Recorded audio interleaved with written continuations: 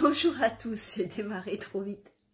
Elisabeth Taringui, j'accompagne les entrepreneurs qui ont envie de beaucoup moins travailler que ce qu'ils ne font, et puis pour profiter de leur vie personnelle et gagner aussi plus d'argent, parce que quand on est focus, qu'on met les actions là où il faut, qu'on élimine les tâches de distraction, mais qu'on privilégie des tâches productives, qu'on a une bonne stratégie et surtout un bon mindset, on peut se permettre de ne travailler que quelques heures semaine pour générer un bon chiffre d'affaires.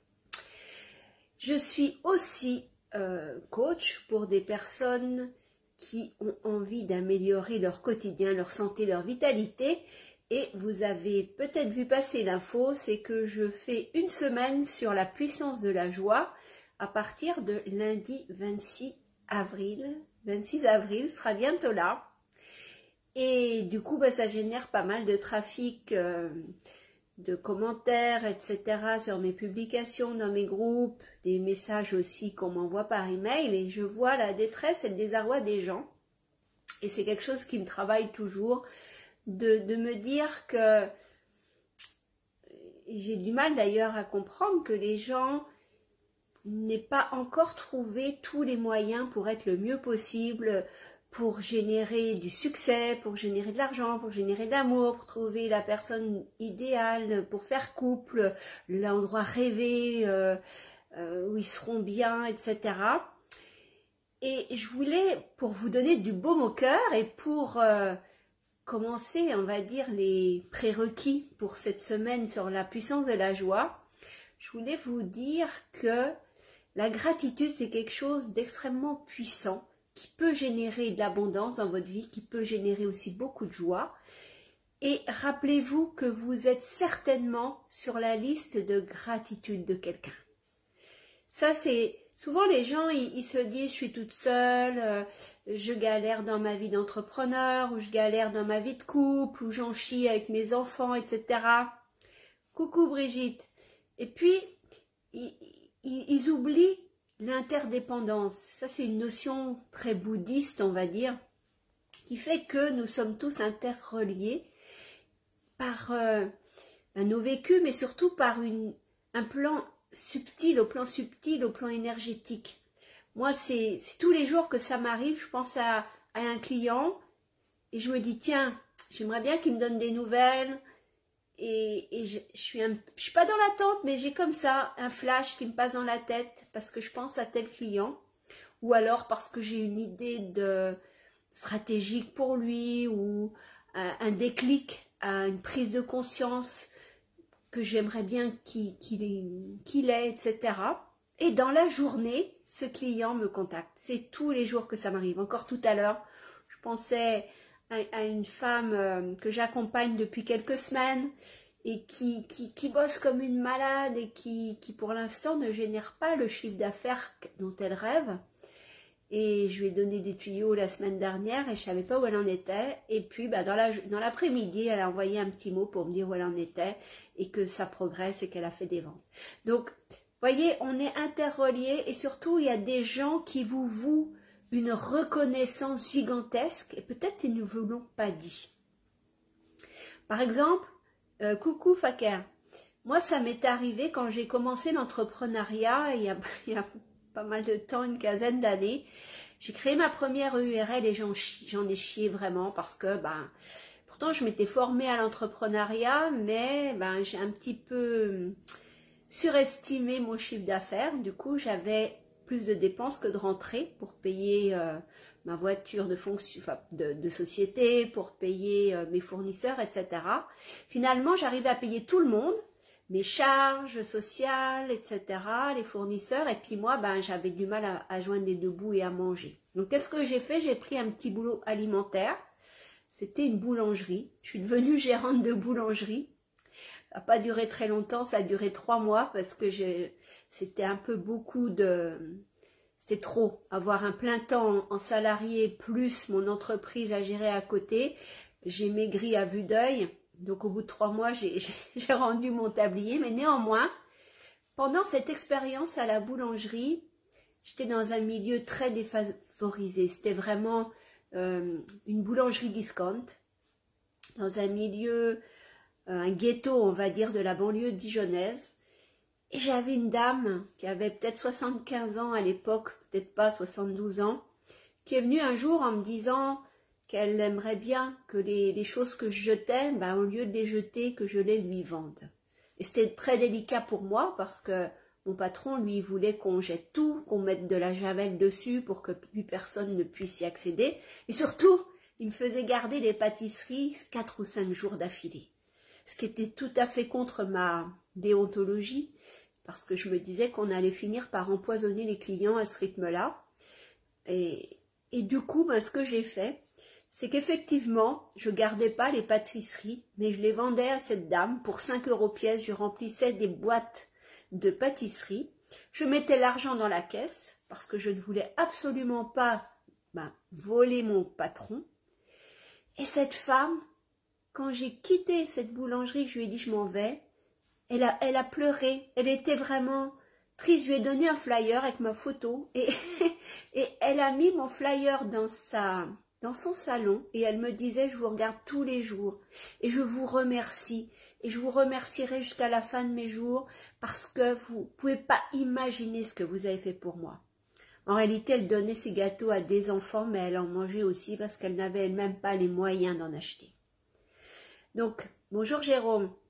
Donc, vous voyez, j'ai été dans la liste de gratitude de cette femme, mais c'est plus de 10 ans, ouais, 13 ans à peu près. Elle est décédée, j'imagine qu'elle est décédée l'année dernière, parce que j'ai essayé de l'appeler. Elle m'appelait tous les mois, et tous les mois, elle me disait, je pense à vous tous les jours.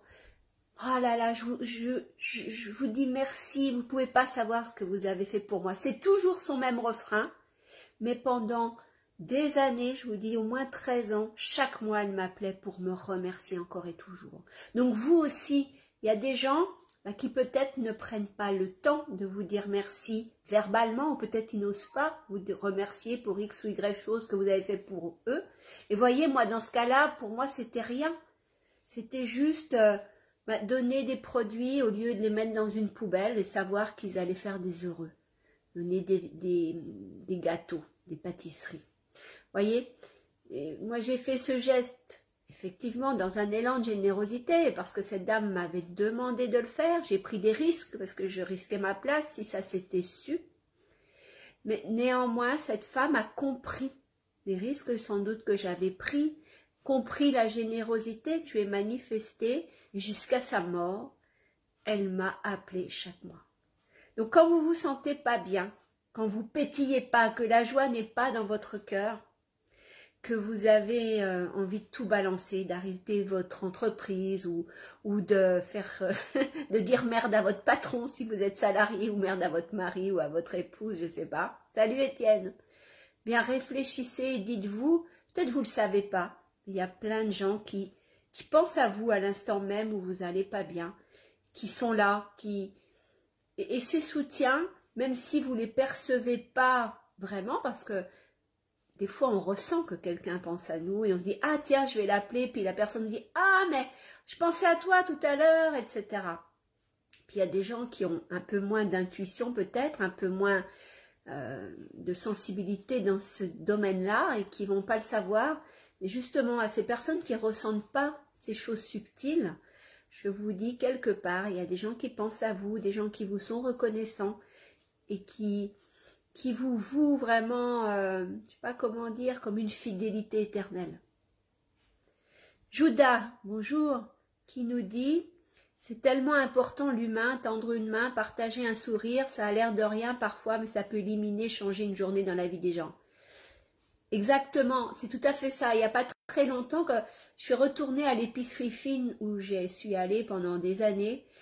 Parce que tout simplement, ces gens-là ont aussi une épicerie fine. C'est les mêmes propriétaires qui ont la même épicerie fine dans mon village. Donc plutôt que de prendre la voiture et de rouler 5 minutes en voiture pour aller à mon ancienne épicerie fine, je vais au village à pied dans cette épicerie fine où j'ai exactement les mêmes produits qu'avant. Et la semaine dernière, je suis allée faire mes courses dans la ville où j'habitais avant, parce qu'il y a un Carrefour Market. Et je me suis dit, tiens, il me faut absolument un bon vin de Bourgogne.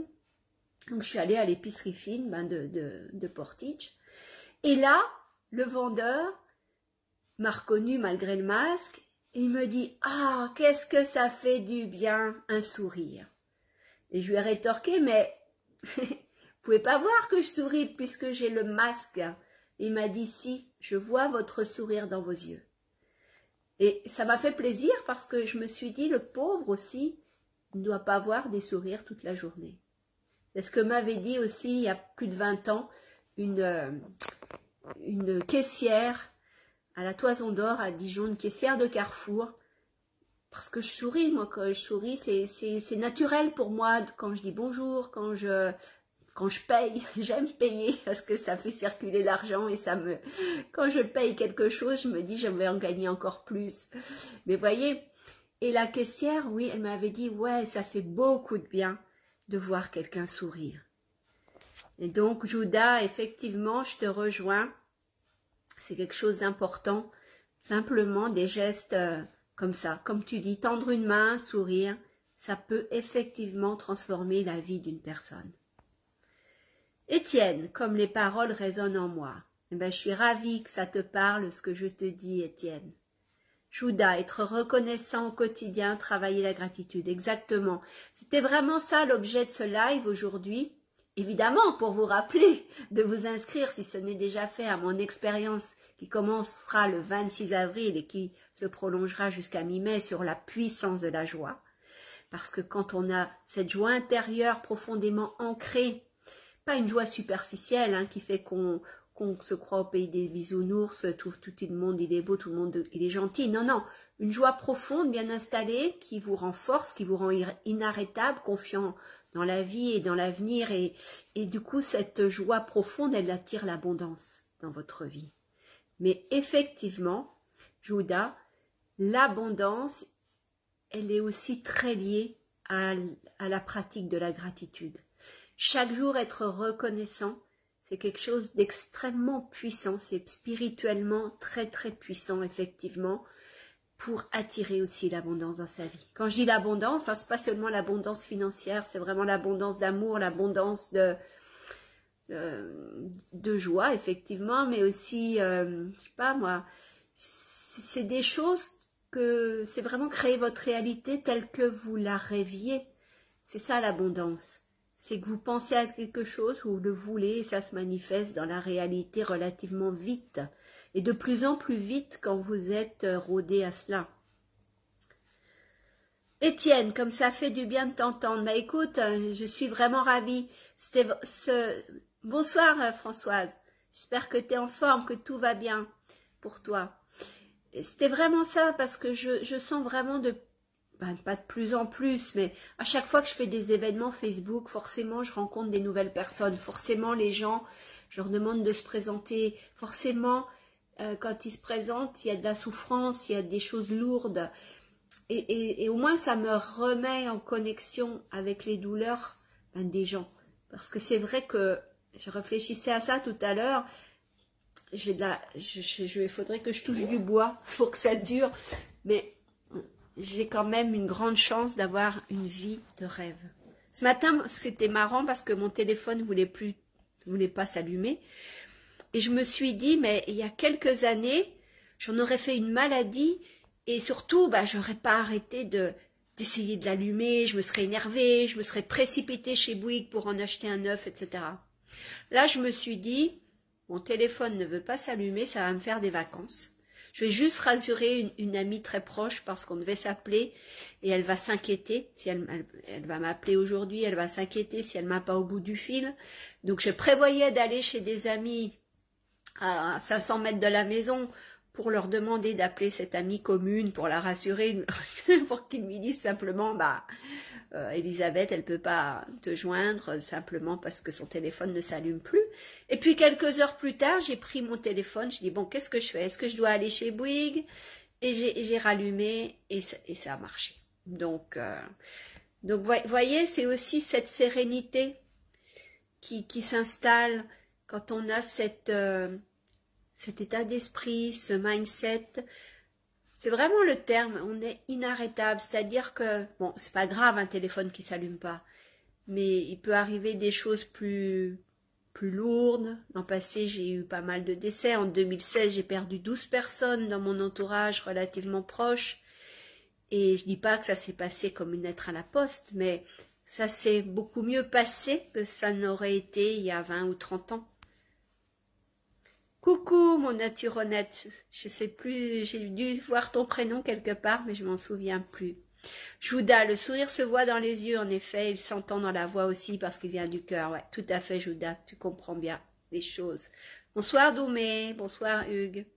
Est-ce que vous avez des questions sur le sujet de cette gratitude et du fait que nous sommes interdépendants, que même si vous êtes dans le trou, que vous vous sentez mal, il y a forcément quelqu'un quelque part qui pense à vous, qui vous envoie de l'amour.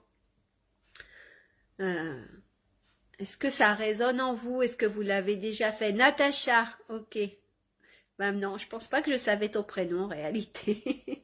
On a échangé déjà, mais c'était sous ton nom professionnel. Est-ce que ça vous parle? Est-ce que ça... Alors je dis pas que ça peut vous rassurer, que ça peut vous sortir de l'ornière si vous êtes très profondément mal. Mais en tous les cas, je sais que des fois, on peut être tenté de se laisser un peu descendre au fond et de se dire, pouh, j'ai des gens, hein, mais moi, il y a peut-être, quand j'avais 30 ans, je me disais, ouais, je faisais Calimero. Je suis toute seule, personne ne m'aime, j'ai pas rencontré l'homme de ma vie, j'ai pas d'enfant, j'ai pas ceci. Et de focaliser sur les j'ai pas, sur les je suis pas, c'est pas ça qui nous pousse vers le haut.